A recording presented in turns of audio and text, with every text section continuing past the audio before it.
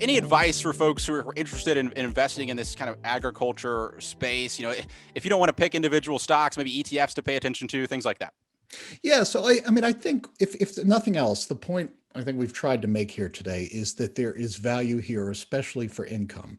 There's the old expression that land is important because they're not making more of it, but and it still applies. Agriculture is key to our existence. They're not making more land. This is a business that over the long term can work, but has a lot of risks. So yeah, there are some interesting and awesomely tickered, I should say, ETFs in this sector.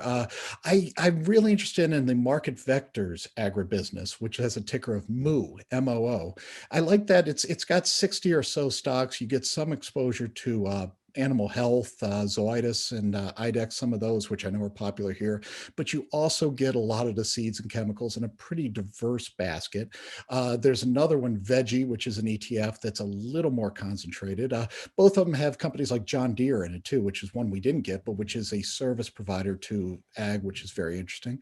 The farmland REITs, I think looking at that, I like land. There's also Farmland Partners, which is FPI, which I think is sort of the same idea. I don't know if it's as worked out as Gladstone Land, but this is just an area where when cloud isn't working so much, or if you're looking for a little more income, a, some way to get into this and have some exposure for a 20, 30-year portfolio, I think makes a lot of sense and is worth looking at.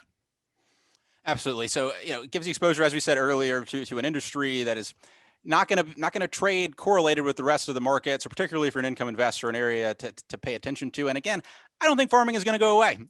No. Kind of an easy bet to predict, right? I mean, it's kind of the beginning of civilization was farming, and I think if you're betting on civilization sticking around, farming is going to stick around too. So an interesting area to invest in if you're looking for something uncorrelated that can kind of give you some steady returns over time.